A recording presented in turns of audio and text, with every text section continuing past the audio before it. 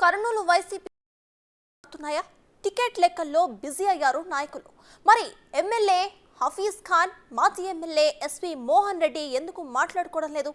Non local ఆరోపణలపై SV Mohan Reddy ఏమంటున్నారో మా ప్రతినిధి శ్రీరామ్ అందిస్తారు.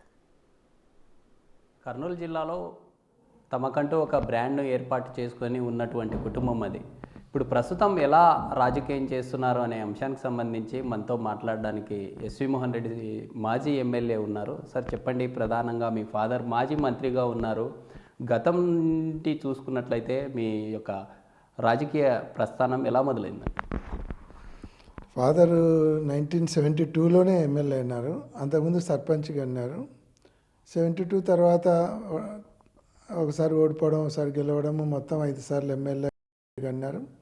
తర్వాత ఆయనతో పాటు నేను జర్నీ చేయడం జరిగింది.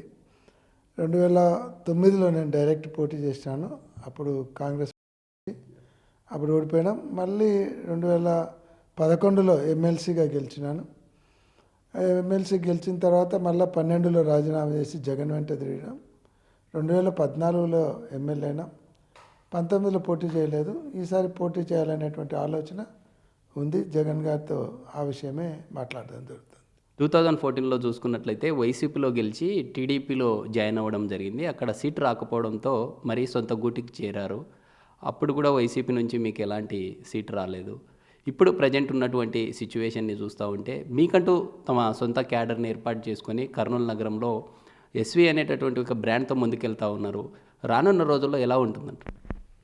2014లో టికెట్ గెలిచిన తర్వాత ఆ రోజు సర్కమ్స్టెన్సెస్ని బట్టి, ఆ రోజు నాకు ఉండేటువంటి ప్రెజర్ని బట్టి తెలుగుదేశంలో పోయినా. 2019లో వచ్చినప్పుడు నేను సీట్ అడగలేదు.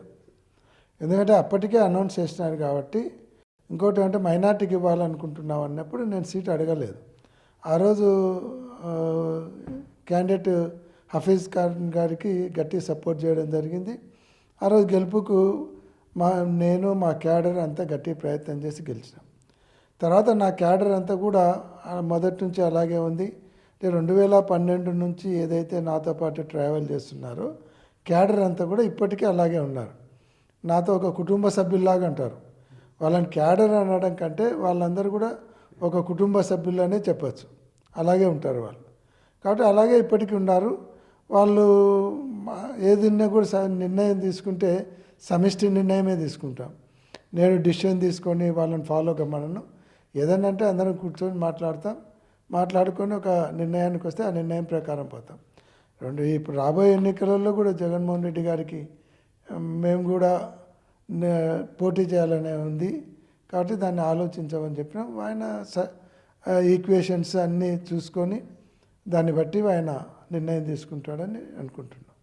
గత ఎన్నికల్లో కీ రోల్గా ఉంటూ తమకంటూ ఒక క్యాడర్తో పాటు అభ్యర్థిని కూడా దగ్గరుండి గెలిపించారు అని చెప్పి వార్తలు అయితే మనం చూసాము దగ్గరుండి.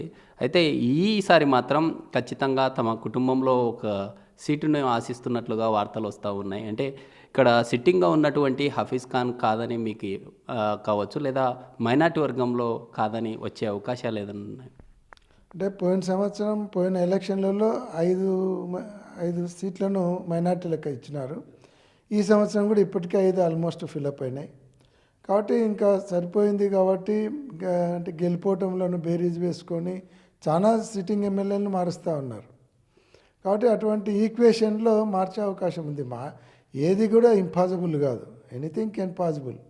ఎందుకంటే అలా గెలిపోవటములు, సర్వేలు కావచ్చు, గెలిపోవటములు కావచ్చు, అక్కడ ఉన్నటువంటి ఈక్వేషన్స్ కావచ్చు, దాన్ని బట్టి లాస్ట్ టైం మైనార్టీకి ఇచ్చినారు కాబట్టి ఈసారి నాన్ మైనార్టీకి ఇవ్వాలనే ఆలోచన రావచ్చు. కాబట్టి ఇవన్నీ కూడా ఆలోచించుకొని ఆయన నిర్ణయం తీసుకుంటాడు. అది ఒక మంచి నిర్ణయమే తీసుకుంటాడు అనేటువంటి ఆలోచన ఉంది మాకు.